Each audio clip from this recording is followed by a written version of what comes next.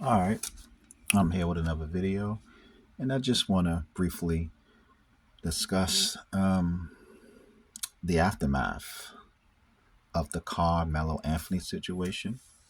Unfortunate situation, of course. As you can see, my title says The Great Divide. It says that because, once again, so called black people are divided.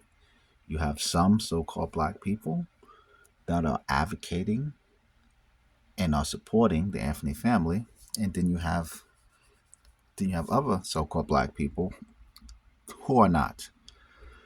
The so-called pro-blacks, they have an issue at the moment with Stephen A. Smith. Opinion on the case. I have no idea why. Stephen A. Smith said allegedly, "I am I am an unapologetic capitalist." When a person tells you that, you should know where you stand with them. Okay? And I do not think Stephen A. Smith is a sellout. I don't think Stephen A. Smith ever bought in. So how can you sell out to something that you never bought into? Stephen A. Smith, in my opinion, does not agree with the pro-blacks ideology. Um, the Anthony family raised $634,000 through the Christian crowdfunding platform. I didn't know that. I thought it was GoFundMe, but no, it wasn't. So this family raised over a $500,000. I hope they try their best to get their son the best lawyer possible. I don't know if that's accurate or not, but that's what I hope. The one question I have is, why wasn't a plea deal suggested by the lawyer of the who represented Carmelo Anthony? And maybe the lawyer did make a plea deal. I'm not sure. Um, but that is a lot of money, and it's unfortunate that they couldn't help their son out more in this case. I want to bring your attention to a story that I read. I'm going to say allegedly, of course. I'm not going to name the woman's name, but I will say she's a so called black woman. Um, a Texas parole supervisor was fired by the Texas Department of Criminal Justice after posting inflammatory, racially charged comments on Facebook regarding the murder trial of Carmelo Anthony. So, this woman allegedly posted the following on Facebook: that she didn't care about the grieving family of the 17-year-old victim. She also expressed relief about not having to bury another black child. So this woman's obviously emotional about this case. She's angry. She has the right to be. It's not against the law to be angry. However, in my opinion, people need to be very careful about what they post on social media because they can have repercussions. And allegedly, this lady got terminated from her job from this Facebook post. The part of the Facebook post that I found interesting is when she said not having to bury another black child.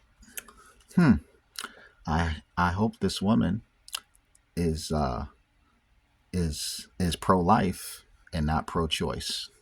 Once again, I hope this woman is pro life and not pro choice.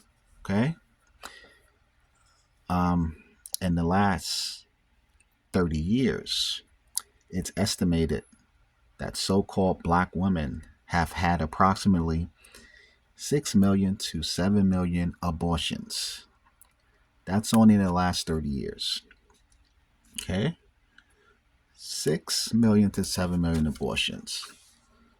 So that is um, a lot of children that did not have the opportunity to to be born and live in society, and also be a part of the so-called black community.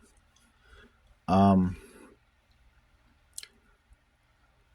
the only issue that I have with the pro-blacks is that well, two issues. They think that their color is a race, which is not. And a lot of them refuse to go and live in a so-called all-black nation, or like a nation with mostly so-called black people. They refuse to do that, and that's what hypocrisy, in my opinion, comes into effect. The pro-blacks that leave and they live in an all-black so-called nation, or mostly all-black so-called nation, I have a lot of respect for them. But of those that do not do that, I have no respect for them because they just run their mouth. They just like to talk. Okay, there's a lot of rhetoric and there's no action. Once again, a lot of rhetoric and it's no action.